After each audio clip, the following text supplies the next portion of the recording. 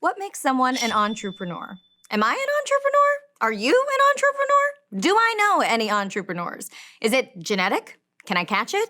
Is it fatal? Wait, what? The word entrepreneur seems to be thrown around everywhere, for everyone doing anything.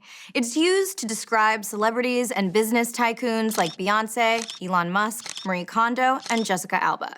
But your brother who keeps bringing up his idea for coffee-flavored toothpaste might make the list too.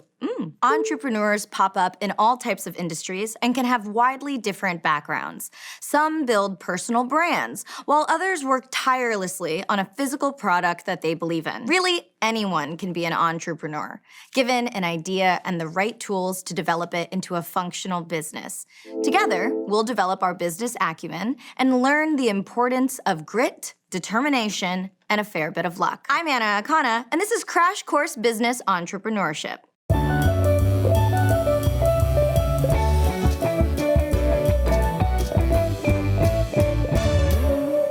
Some people define an entrepreneur with buzzwords like trailblazing, innovative, problem-solving, passionate, and on. These might all be traits that entrepreneurs can strive for. But at its core, an entrepreneur is someone who sees a need and takes on the financial risk to start a business to fill that need. That may sound kind of vague, but that's kind of the point. There is no cookie-cutter entrepreneur, unless you start a business to sell cookie cutters, in which case, yes, there is a cookie-cutter entrepreneur. Your idea might take the form of a physical product in a physical store called a brick-and-mortar business. In Montana, Charlie and Barbie Beaton of Big Dipper Ice Cream took their passion for locally made ice cream from one shop in downtown Missoula to appearing on Good Morning America. Damn. Or instead of a tangible product, your venture might be a national empowerment network. Girl Boss New Zealand was founded by 20-year-old Alexia Hilbertidou after she was the only woman in her upper-level physics class. Her goal is encouraging high school-age women to pursue STEM and leadership careers. Or you might set your sights on an international online media empire, like Ariana Huffington, the founder and namesake of HuffPost. She founded her site with partners as a friendly alternative to news aggregators, and she eventually sold it to AOL in 2015 for $315 million US. Get it, Ari? It's clear that entrepreneurs come in all flavors. I mean, according to the Global Entrepreneurship Monitor, over 100 million businesses are launched each year. That is 11,000 per hour, or 3 new businesses per second. There they go. So instead of just defining who is an entrepreneur, since it is such a wide scope, we can instead narrow down our definition by understanding who is not one. Let's go to the thought bubble. Say Congress works for Meow, a feline health and fitness company. He notices a need, a shocking lack of cat transportation, and comes up with the idea for the cat cycle, which he pitches to his boss. Meow immediately sends the cat cycle into production because it's a genius idea, obvi, and it flies off the shelves. Even though Congress is using an entrepreneurial mindset, by our definition, he isn't an entrepreneur yet. The company, Meow, actually took the financial risk to develop, produce, and sell the cat cycle. Meanwhile, Beetle sees the same need for cat transportation and sketches out the cat board in his personal idea notebook after work. He's gained valuable experience working for Meow and develops the cat board in the evenings and on weekends before striking out on his own. Using his personal savings, Beetle commissions a prototype that he shops around to local stores. A few are interested and he sets up contracts with them. As his sales begin to grow, Beetle creates new designs, but he doesn't pay attention to what his customers like or dislike about the cat board. Because he failed to make valuable improvements to the cat board for his customers, sales plummet. It's a tough decision, but Beetle cuts his losses and sells his cat board designs to Meow, which revamps his idea as the dog board. Beetle is an entrepreneur because he saw a need and took the financial risk to fill it. It didn't go so well because he didn't incorporate customer feedback, but now he knows where he went wrong and won't make the same mistake in his next entrepreneurial endeavor. Thanks, Thought Bubble. For a while, the classic story of an entrepreneur was someone who created one business that became a long-term project, like opening a new restaurant or founding a tech startup to make flashy phone games. But that is not the whole picture anymore. There has been a shift in the global job market that has opened the door for entrepreneurship to become more mainstream. Specifically, I'm talking about the rise of the gig economy. Contract work, called gigging, is becoming more popular and taking up more of the labor market. And I don't just mean gigs like musicians and comedians hopping between open mic nights. Instead of a long-term relationship, where employees are paid salaries by the hour or year, businesses are temporarily hiring people for specific projects. This shift has made it financially easier for entrepreneurs to find people to get their businesses going without committing long-term to paying employees. And it's allowed early-stage entrepreneurs to find flexible work to support themselves as they develop their product or service. This doesn't mean everyone in the gig economy is an entrepreneur. It's just given more people the opportunity. So a more traditional path might be joining an accounting firm right after college and working 9 to 5, Monday to Friday until you retire, or die of boredom. Spreadsheets for life? No thank you. Some people might feel fulfilled with that kind of steady employment, and the stability that comes from being a salaried employee with health insurance can be incredibly valuable. Others, like us entrepreneurs, might itch for more independence. In the gig economy, you could have a couple of ways to make money, in addition to or instead of that 9 to 5 job.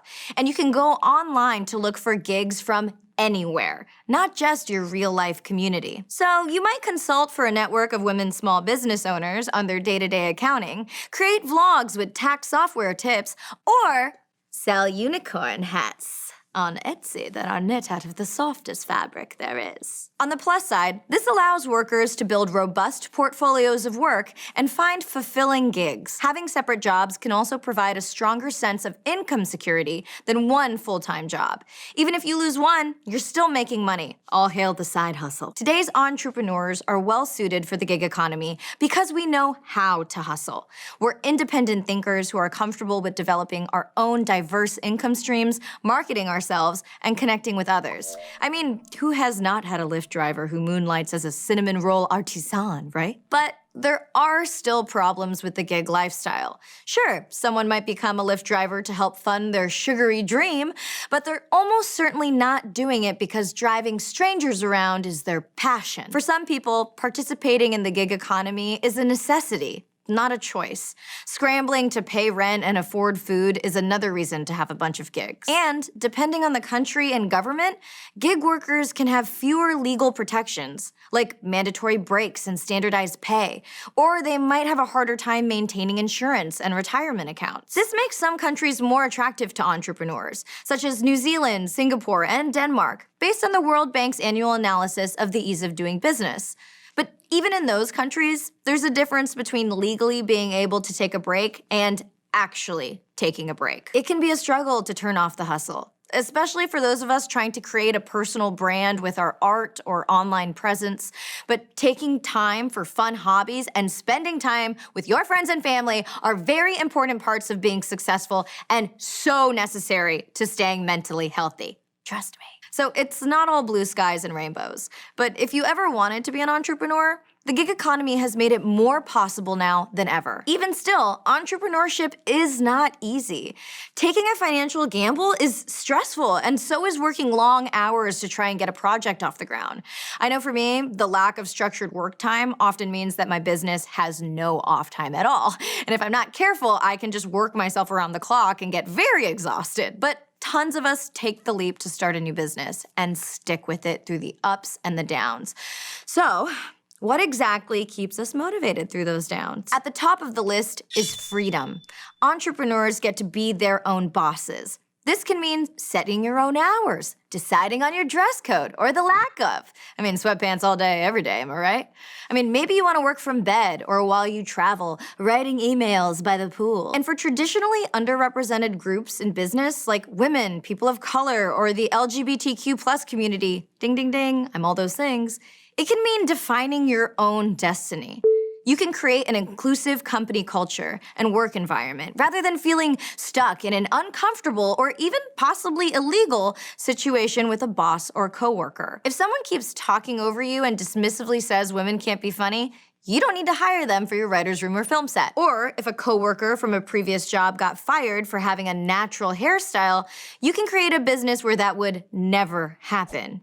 You wield the power. A study in the Social Science Research Network Journal found that entrepreneurs start companies because they mostly believe that 1. They are inherently more valuable than how they appear on paper. 2. They are wasted working for someone else. 3. Their resumes don't show the real them.